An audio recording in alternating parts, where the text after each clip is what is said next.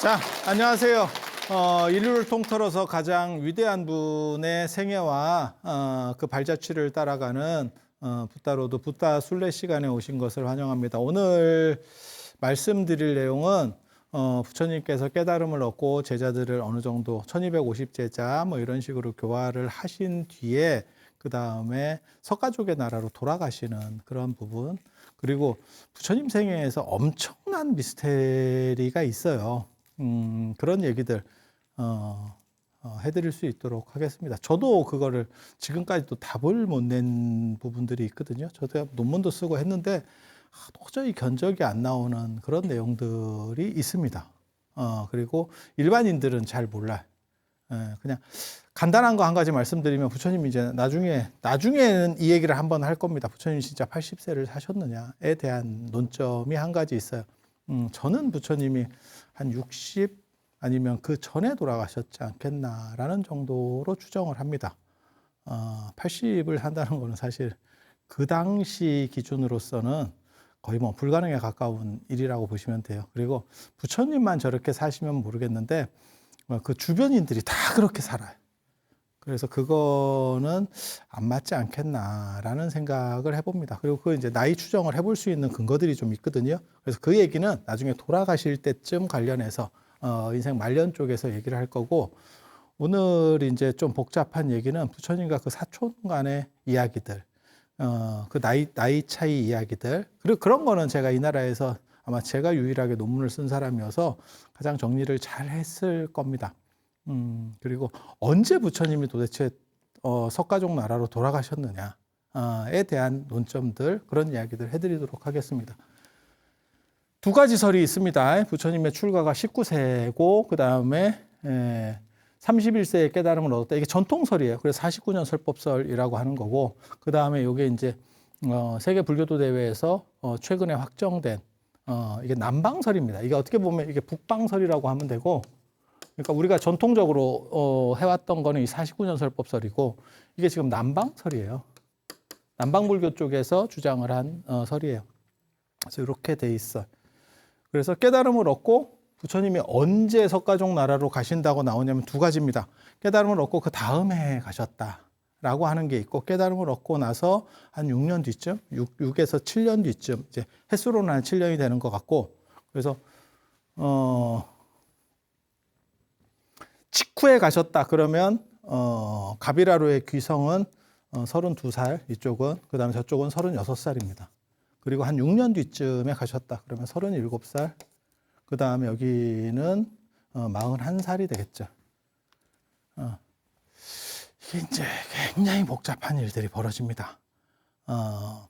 그때 이제 석가족들이 막 이제 출가하는 이야기도 나오고 뭐 이러는데 나이 차이가 너무 많이 나요.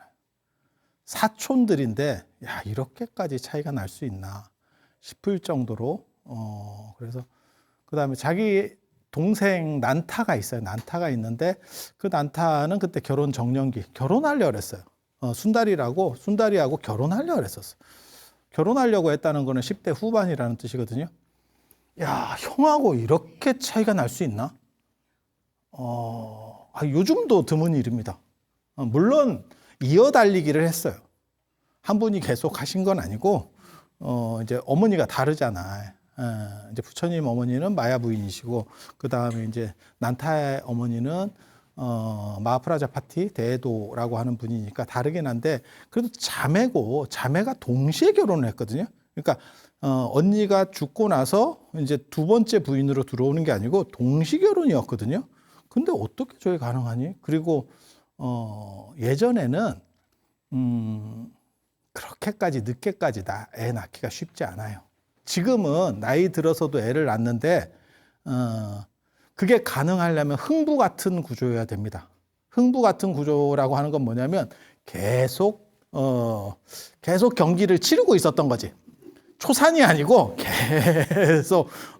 계속 이렇게 그거면 가능한데, 그래서 이게 좀 이해하기가 굉장히 어려운, 저도 답을 다 못 찾았어요. 아무리 찾아도 이게 잘 안 나와요. 그래서 일단 이 두 가지가 있다라는 걸 기억해 두시고, 그다음에 부처님께서 귀국한 시점은 이때라더라. 그 다음에 이듬해 깨닫고 나서 다음해든지 그러니까 1년 뒤든지 6년 뒤라더라. 이 두 가지 설이 있어요. 그리고 저게 또 라우라의 나이랑 또 관련이 돼요. 라우라의 나이랑도 관련이 돼. 그래서 굉장히 복잡한 문제들이 있고 부처님께서 왕사성을 중심으로 해서 이렇게 떴어요. 한번 속된 말로 떴어요. 뜨고 나서 그게 이제 석가족 나라로 그렇게 빨리 들어갈 수 있었겠냐에 대한 것도 있어요. 그 소문이 그렇게 빨리 들어갈 수 있겠느냐. 그리고 저 같으면 사실은 오히려 좀 이렇게 늦게 가는 게 안 맞겠나 싶거든요. 몇 년 이렇게 교화해서 터가 잡히고 그 다음에 이제 왕사성에서 어느 정도 자리가 잡히고 그 다음에 사위성 쪽으로도 영향이 미친 뒤에 석가족으로 가는 게 이치적으로는 맞을 것 같아요. 시작하자마자 바로 돌아가는 거는 좀 안 맞는 것 같아요. 근데 여기에 이제 복잡한 사연들이 있어요. 그 이야기를 해드리려고 합니다. 불교 부처님 전기나 이런 데서는 뭐라고 나오냐면 그걸 불전이라고 하는데 그거 다 후대에 만들어진 거예요. 거기에는 뭐라고 나오냐면 후대에 정리된 거지. 다 만들어진 건 아니고 거기에는 부처님 아버지인 정반왕이 아들이 깨달음을 얻었고 잘한다는 이야기를 듣고 너무너무 보고 싶었대. 내 아들이 저렇게 대단하구나. 아니, 나는 그거는 이해가 돼. 아버지 입장에서 내 뜻을 거스르고 출가를 했기는 했지만 그래도 아들이 그거를 쉽게 말해서 뭐 내 아들이 저 애가 공부도 잘하고 이러는데 의대 갔으면 좋겠는데 이랬더니 골프를 한대. 그래갖고 아유 뭐 이게 되겠어? 그래갖고 뭐 지원도 끊고 막 이랬는데 애가 두수석 해서더니 미국에 가서 이건 뭐 박세리 같이 됐어. 그러면 부모 입장에서 보고 싶겠지. 그렇지 않을까? 그래도 애가 대단하구만. 이제 뭐 이런 생각이 들었겠지. 그래서 사람들을 보낸대. 한번 우리나라로 왔으면 좋겠다. 아버지가 보고 싶다. 이렇게. 그 설정이 있는데 이제 확실한 거는 그때 정반왕은 왕이 아닙니다. 공화제 국가였기 때문에 공화제 국가 의식으로는 내각제 비슷한 거예요. 그래서 왕이 아닙니다. 그래서 왕을 여기만 원로였었어요. 왕은 그 당시에 부처님이 돌아가셨을 때 귀성했을 때 귀국했을 때 그 나라로 돌아갔을 때 그때 왕은 발제 바드리카라는 사람이었습니다. 부처님 사촌 동생이었습니다. 그러니까 한 대가 벌써 내려간 거야. 내려간 거예요. 그래서 왕은 아니었었어요. 하지만 왕을 지냈던 원로로서 아들을 보고 싶은 생각이 있고 거기에 사람을 보낼 수는 있는 거죠. 그거는 뭐 어려운 일이 아니에요. 그래서 사람을 보냈더니 가기만 하면 안 오더라는 거예요. 좀 오라고 보내니까 안 온대. 이거 굉장히 재밌는 얘기거든요. 그래서 왜 안 오냐면 가서 부처님 얘기를 듣고 출가를 해요. 얘가. 이런 얘기를 들으면 그게 무슨 말이 돼요? 이런 생각을 하는데 지금하고 시대가 달라요. 아마 조선시대 때도 그런 비슷한 얘기들이 있을 거예요. 어떤 얘기냐면 그런 거죠. 그러니까 내가 귀족으로 태어났어도 어느 정도 위치가 있고 신분이 있어. 그리고 돈도 있어. 그렇지만 옆에 사람이 죽음이라는 게 너무 흔하게 보이는 시절이에요. 그러니까 뭐 감기 걸렸다가 폐렴돼서 죽고. 그러니까 그 당시 사람은 제대로 이해 못하는 거예요. 제가 그런 얘기 하잖아. 지나가다가 재수 없이 풀 밟다가 킹코브라 물리면 그냥 가는 겁니다. 그러니까 언제 죽을지를 몰라. 그리고 거기에 대한 납득을 못하는 거예요. 이 사람들이. 그러면 가진 게 충분하고 그 다음에 출가가 단절이라고 생각하시면 안 돼요. 여차하면 속퇴가 가능한 문화입니다. 그걸 환계라고 합니다. 우리나라에서는 자꾸 속퇴라고 하는데 율장에는 환계, 계를 다시 이렇게 되돌린다. 계를 받았다 되돌린다는 거예요. 그 상황 속에 그런 상황이 있었기 때문에 이 사람들이 쉽게 출가하는 거고 출가 문화가 다른 거예요. 그런데 이들이 속퇴했느냐, 쉽게 말해서 환계를 했느냐, 그렇게 안 되는 경우가 훨씬 많았던 거지. 왜냐하면 부처님이 무언가가 있었기 때문에 매력이 있으면 못 벗어나는 거지. 내가 잠깐 내려서 먹고 날아올라야겠다라고 생각한 파리가 끈끈이에 잡혀서 평생 가듯이 뭐 그렇게 가고 있는 거예요. 그래서 이게 이해해야 되는 게 어떻게 저렇게 출가를 쉽게 결정을 하지? 그게 귀족 문화, 그 다음에 자기의 죽음이 언제 닥칠지 모른다고 하는 특수성, 그리고 개인주의 때문에 나타나는 현상이에요. 그래서 보내기만 하면 안 와. 그때 이제 맨 마지막에 갔었던 사람이 우다인이라고 하는 사람이에요. 그래서 제가 책에는 뭐라고 썼냐면 하몽차사와 같았다라는 얘기를 썼거든요. 하몽차사가 이방원이 이성계에게 계속해서 보내잖아요. 그러면 이제 죽여버리는 거고, 죽이다가 나중에 이제 친구를 보내는 거죠. 그러면 함부로 못하죠. 그래서 이제 얘기를 듣고 우다인이라는 사람을 보내요. 우다인은 부처님한테 면역이 굉장히 강한 사람입니다. 부처님 출가 전에 최고 친구예요. 가장 가까운 친구입니다. 그래서 그렇다 보니까 부처님에서 잘 알고, 그 다음에 저 사람이 사문요관 할 때도 내나 이렇게 해주고 이렇게 안내해주고 뭐 이런 것도 다 우다인이거든요. 그래서 우다인이 엄청 친했던 친구 같아. 그래서 뭐라고 얘기를 하냐면, 당신은 가도 크게 흔들리지 않을 것이다. 하지만 당신도 출가할 것 같은데 다만 나한테 얘기해주고 출가해라. 결과 좀 보고하고 가. 이렇게 얘기했대. 그랬더니 그 정도는 알죠. 그 정도는 하죠. 인도 문화를 좀 이해해야 되는 게, 그 귀족 문화하고 돌아갈 때가 있다는 거하고, 그러니까 이 사람들이 어떻게 보면 취미생활 하듯이 출가를 한다니까. 그리고 다시 또 들어가면 되니까, 잘못됐을 때. 그게 귀족 문화예요. 잃을 게 없어. 그러니까 사표를 내도 아무 문제가 없는 거야. 회사는 취미로 다니는 거다. 귀족은 왜? 내가 주식이 있는데, 그거 뭐, 그래서 예를 들어서 뭐, 부장을 시키든, 상무를 시키든, 나 오너 집안이라니까? 그거 뭐 어쩌라고. 싫으면 그냥 때려치고, 나가버리면 되지 뭐. 그런 정신 자세예요. 그래서 그런 게 있고, 그 다음에 이제, 더우니까 할 게 없어요. 더우니까. 쾌락에 대한 부분들이 상당히 줄어들어요, 영역이. 그래서 자기에 대한 생각들이 있는 사람들이 그렇게 이제 출가하게 되는 거고, 우다인이 가서 부처님을 보고 얘기를 합니다. 그리고 출가하기 전에 그 얘기를 해요. 아버지 얘기를 해요. 아버지가 한번 오시랍니다. 그리고 보고를 해요. 정반왕한테 다시 와서 부처님이 오신답니다. 그리고 나서 다시 부처님한테 가서 출가를 해요. 그렇게 해서 정반왕을 만났던 자리가 이 쿠단이라고 하는 데입니다. 여기에요. 여기 큰 탑을 만들어 놨어요. 그래서 탑에는 두 종류가 있습니다.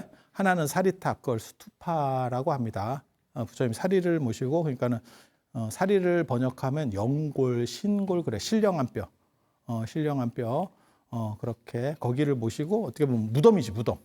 그걸 수투파라고 하고, 그 다음에 이런 걸 보고는 기념탑이라고 합니다. 장소를 기념하는 그런 건 이제 차이티아라고도 하고 지제라고도 번역합니다.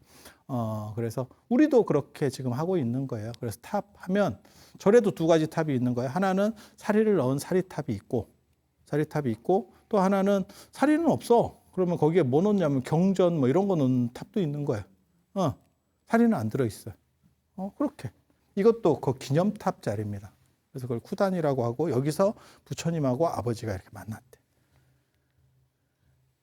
굉장히 큰 유적이에요. 그리고 저 때는 올라갔었어요. 저 옛날 사진인데, 요즘 못 올라가게 당연히 그렇게. 자, 이제 부처님 족보인데, 위에 전에도 한번 말씀드렸었어요. 이렇게 쭉 감자왕, 니구라, 구로, 구구로, 사자협 이렇게 해서 정반왕, 백반왕, 곱반왕, 감로반왕. 그 다음에 부처님 가게들이 이렇게 있어요. 이 부처님 가게를 이렇게 추리면 이렇게, 이렇게. 그래서 여기 이제 부처님이고, 난타고, 그 다음에 제사, 발제. 제가 전에도 그 말씀 드렸잖아요. 요 족보를 내가 완성했다. 전부 이렇게 조합을 해가지고 지금 남아있는 자료들을 다 조합해서, 이게 순서를 잘 몰랐어요. 이 형제들 순서가. 그게 그냥 등장만 하지 누가 몇째요 이런 거를 기록해 놓지는 않거든. 그래서 계속 이름들만 나오는 거야. 그런데 정반왕이 왕을 했고 그 다음에 이분들이 왕을 했는지는 나 잘 모르겠어. 근데 부처님이 귀성하셨을 때는 출가하셨을 때는 정반왕이 왕이었고 돌아오셨을 때는 발제가 왕이에요. 발제가 왕이에요. 그래서 그 중간에 이 사람들이 했겠나 싶은 생각이 들거든. 했을 수도 있고 안 했을 수도 있어요. 근데 제사가 아마 먼저 하고 발제한테 갔던 것 같아. 추정으로 봤을 때는. 그리고 다 출가합니다. 여기 출가. 난타 강제 출가. 여기 출가라고 써 있죠. 그냥 출가 아니고 강제 출가야. 이거 굉장히 중요해요. 강제 출가. 그다음에 아마 제사는 국왕을 역임했을 걸로 추정되고 국왕으로 있다가 출가. 국왕으로 있다가 출가니까 이때 부처님을 상대했었던 거는 왕은 발제예요. 발제.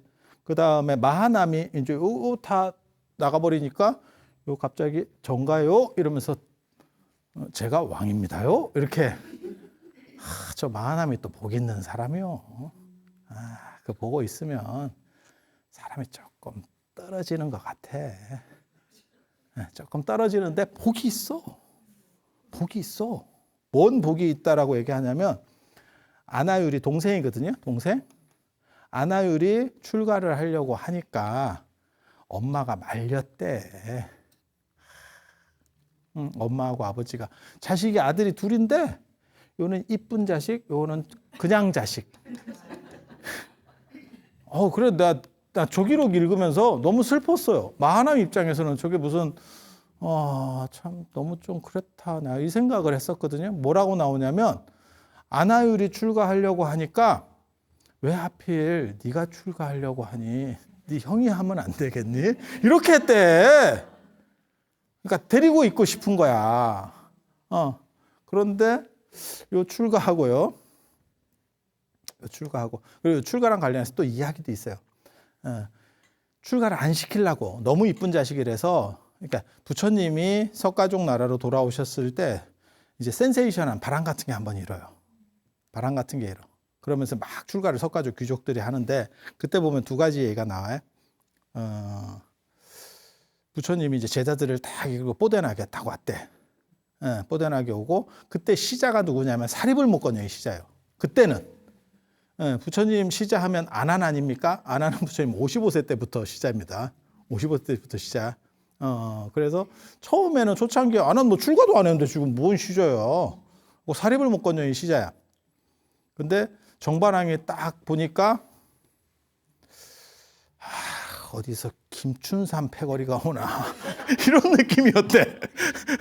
이런 느낌이었대. 부처님은 나름 딱 이렇게 갖춰가지고 딱 왔는데 어서 이거 골뱅이 이거 뭐요? 뭐 누더기 분소이 이런 거 있고 한 끼 먹으니까 이렇게 좀 마르고 이런 사람들이 와가지고 그러니까 정반왕이 저걸 종용했다가 있어. 출가를 종용했다가 있어. 왜? 내 아들을 좀 이렇게 좀 출가해서 좀 봐줄 수 있는 사람들이 없냐? 이 생각이 있었대. 그건 오비구 출가할 때도 비슷한 얘기가 나오는 거거든. 그건 아버지 마음이겠지. 저는 뭐 그것도 이해는 돼. 그리고 사리불목건을 보고 저거는 좀 이 대목이 진짜 나와. 저런 사람한테 내 아들이 약간 시봉을 받는다고? 조금 이렇게 등치도 풍채도 개고 좀 이런 사람이 그리고 사리불목건녀는 부처님보다 나이가 많습니다. 그래서 사리불목건녀니 인물이 뭐 이렇게 풍채나 이런 게 좀 좋지는 않았는갑다. 저는 이제 그렇게 추정하거든요. 뭐 그렇게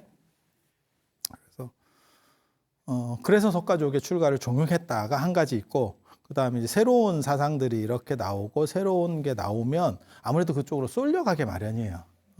그래서 부처님이 이제 딱 이렇게 마가다욱 같은 데서도 막 떠오르는데 저런 조그만 나라에서는 당연히 미국 같은 데서 한번 바람이 쫙 불면 뭐 우리나라 같은 데서도 뭐 이렇게 게다가 그걸 일으키는 사람이 한국 사람이에요? 그러면 뭐 여기서 또 먹고 들어가는 거지 뭐. 그런 식으로. 그래서 석가족의 귀족의 출가라고 하는 게 정반왕의 종용, 그 다음에 자기네들이 좋아서 라고 하는 게 있고 또 한 가지가 뭐냐면 시대적인 한계라는 게 있어요. 저때 석가족이 상태가 별로 안 좋아. 상태가 별로 안 좋아. 그러니까 귀족 입장에서는 그걸 느끼게 되는 거고, 그러니까 확 이렇게 팽창 시기에는 뭔가 하고 싶은 게 많은데 팽창이 안 되고 수축 시기에는 답답하지. 답답한 거 있고, 그 다음에 우리랑 같이 있었던 우리 사촌 형이 그렇게 대단하대. 그리고 저게 그렇게 쉽게 뭐가 돼서 사람이 탁 바뀐다는데. 그러니까 그거 그 다음에 정반항이 이렇게 원로가 약간 종용 이렇게 그런 것들이 막 시너지 효과를 일으켜요. 그러면서 석가족의 출가가 이루어지고 아나율 출가하고 요 제바달단 안타 다 출가해요. 출가.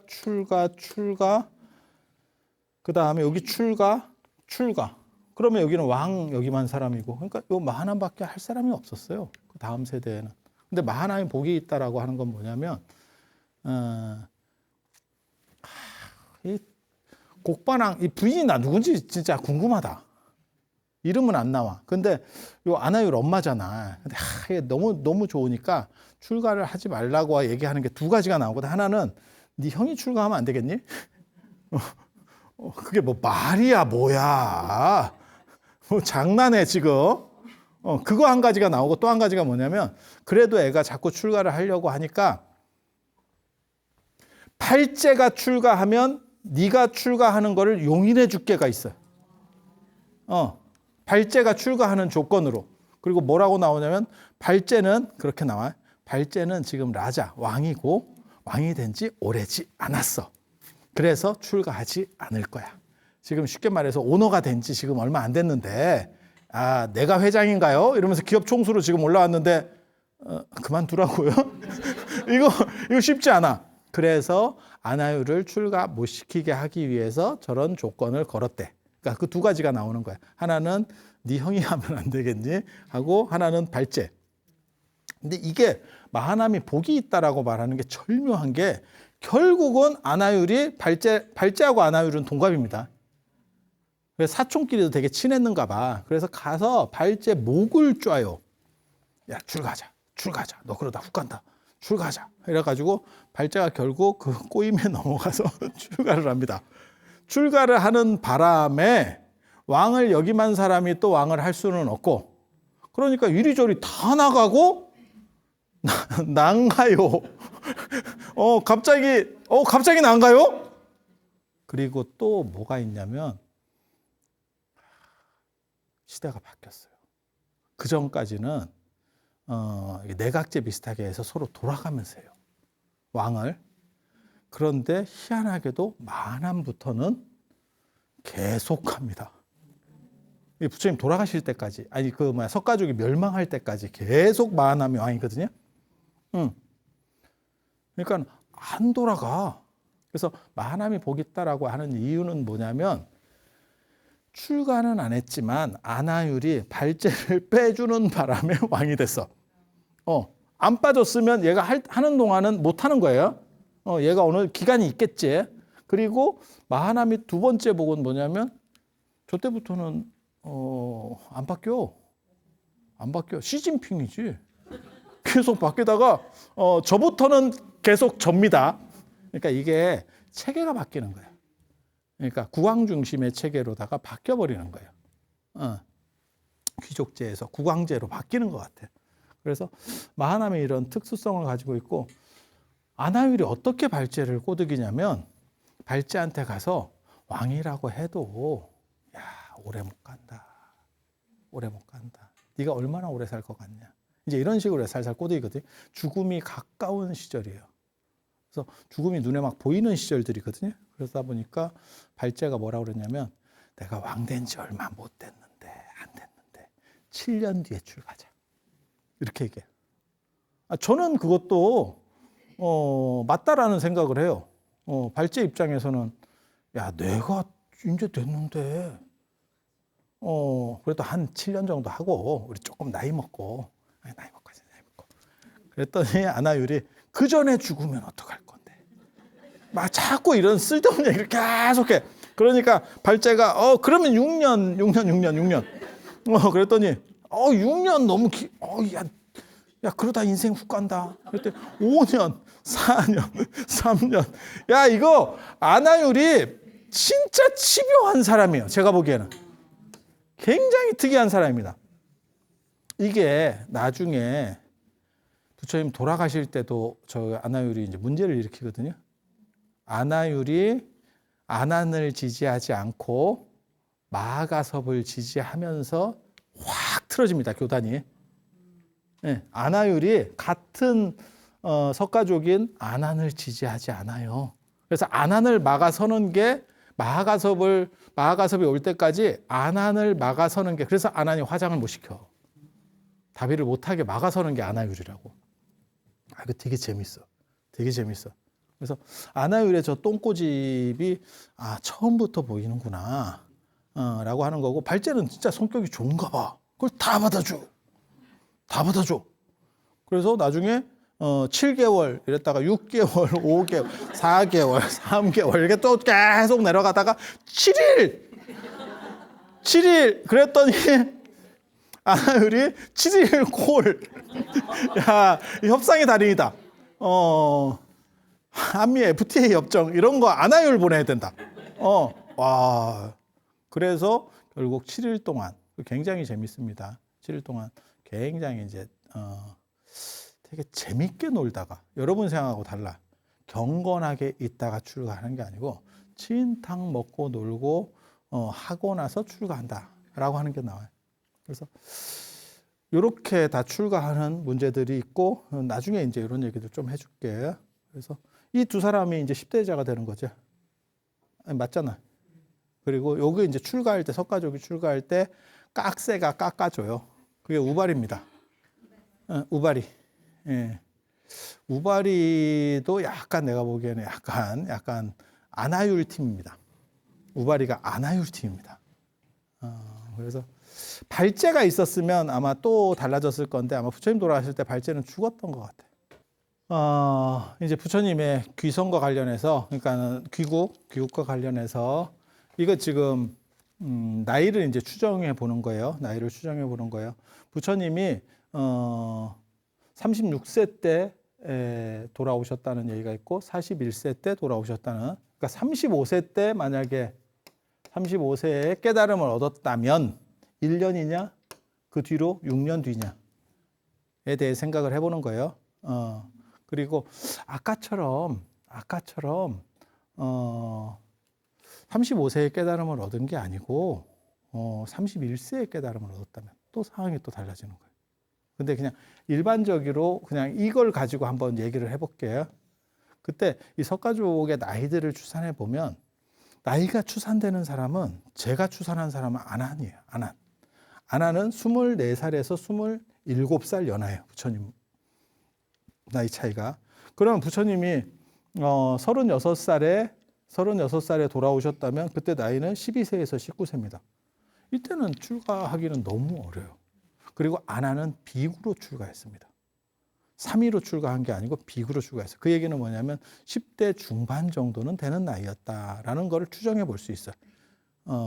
그래서 41세라면 14에서 17세 정도가 되거든요. 이 정도면 비구로 출가할 정도의 나이가 됩니다. 비구는 20살 이상 돼야 되는 거 아닙니까? 그거는 나중에 만들어지는 룰이에요. 그건 나중에 만들어지는 룰이에요.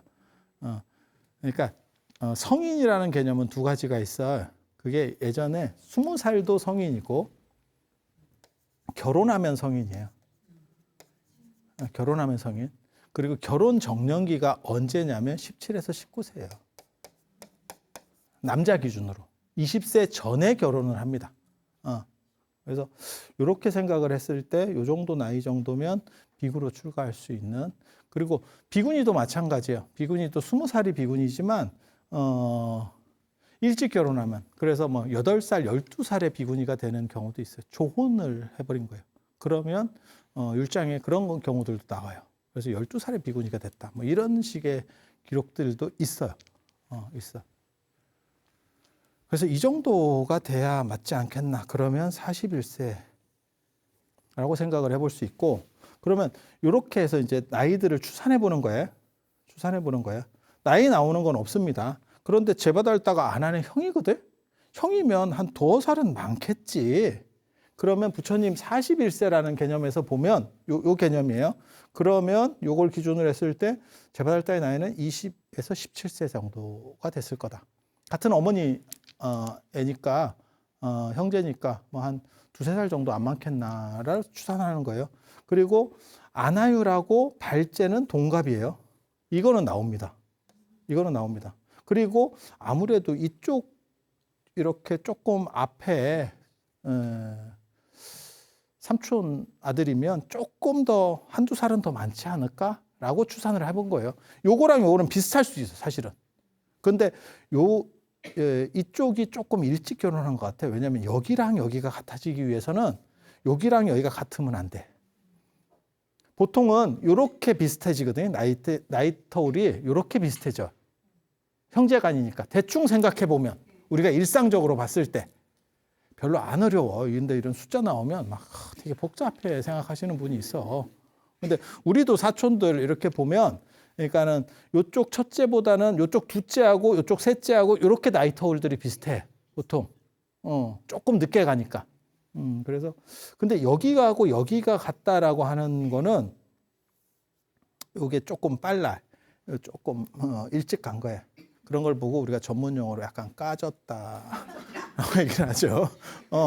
그러니까 조금 일찍 가신 것 같아. 예, 조금 사고 쳤는지 뭐 어쩐지 뭐 아무튼 그래서 요게 같으면 요거보다 조금 많아야 돼. 그래서 요 정도 나이가 안 될까라고 생각하는 거고, 요 아나율의 형이니까 발제보다 당연히 나이가 많아야 되고, 여기서 또 이제 재밌는 게 나오는 거야. 그러면 왜 마남이 먼저 왕이 안 되고 발제가 왕이 됐느냐? 요게 나이로 따진 건 아니고 서열하고 관련이 있는갑다라고 추정해 볼 수 있는 거예요. 네. 그리고 제사의 나이는 제사가 발제 형이니까 여기서 또 한 두어 살이 많다고 가정하면 한 이 정도가 아니겠나? 그리고 난타의 나이는 정확하게 나옵니다. 나이가 나오는 건 아니에요. 하지만 그때 순다리하고 결혼하려고 했었다. 결혼의 정년기는 아까 얘기했지만 17에서 19세. 자, 이렇게 놓고 보면 부처님은 41세. 41세인데 사촌들하고 너무 차이가 나는 거야. 야, 이게 단순히 난타하고만 차이가 많이 나는 게 아니고 이게 따블입니다. 따블. 이게 아버지 뻘입니다. 지금. 근데 이게 이 동생하고는 그렇다 치고 어차피 그거는 조금 뭐 차이들이 있을 이복이니까.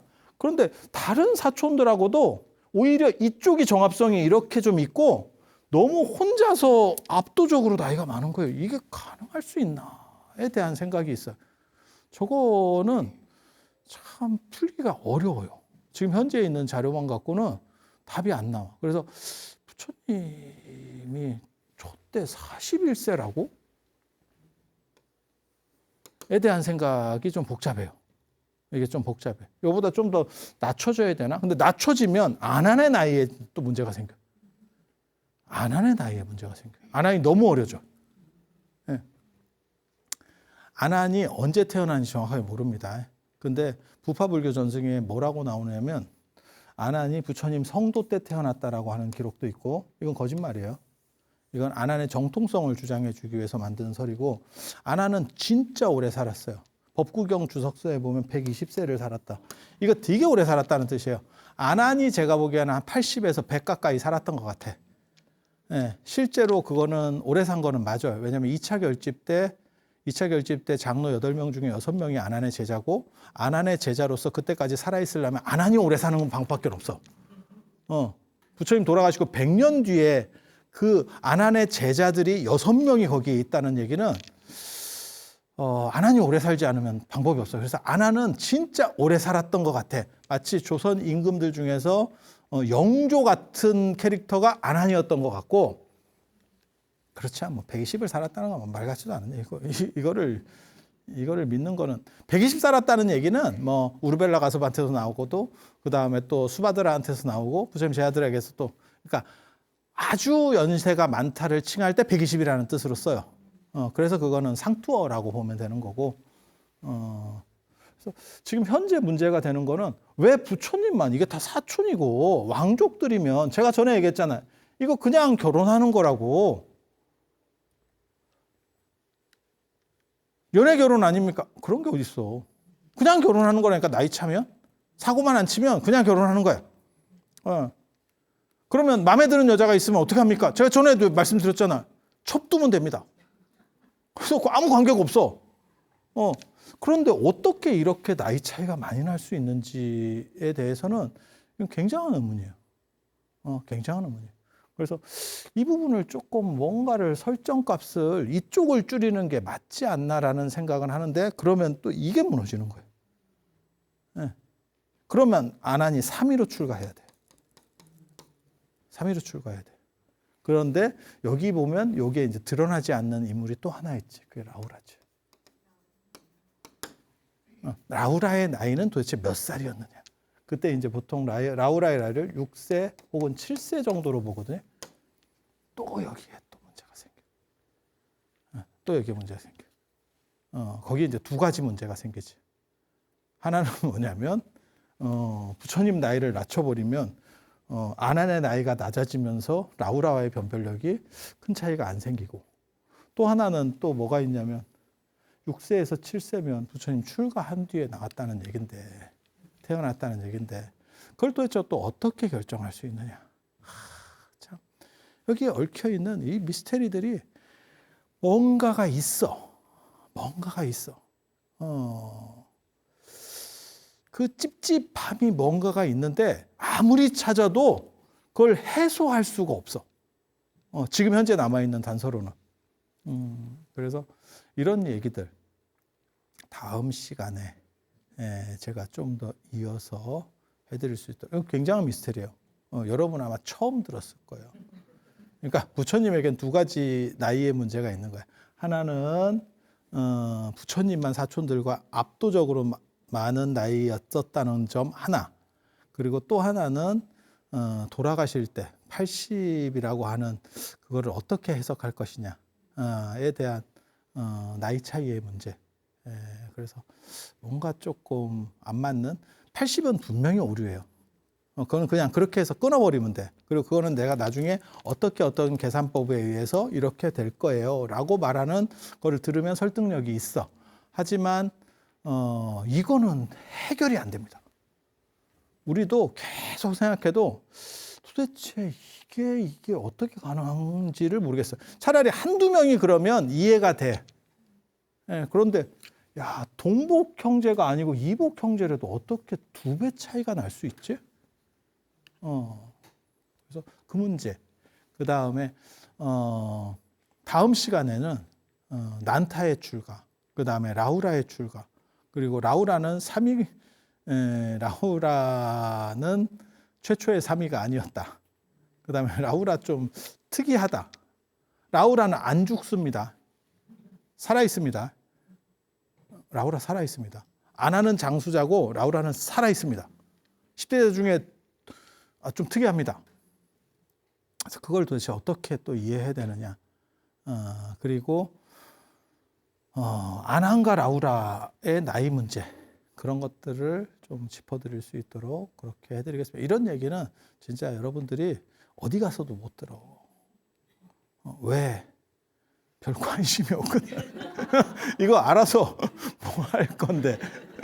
근데 저는 이거 진짜 관심이 있었는데, 끝까지 이거는 내가 못 풀었어요. 그래서 지금도 궁리 중에 있습니다. 자, 오늘 여기까지 말씀드리고, 다음 시간에 난타하고 라우라 출가 이야기, 그 다음에 나이 문제 관련해서 좀 더 말씀드릴 수 있도록 그렇게 하겠습니다. 자, 들어줘서 감사합니다.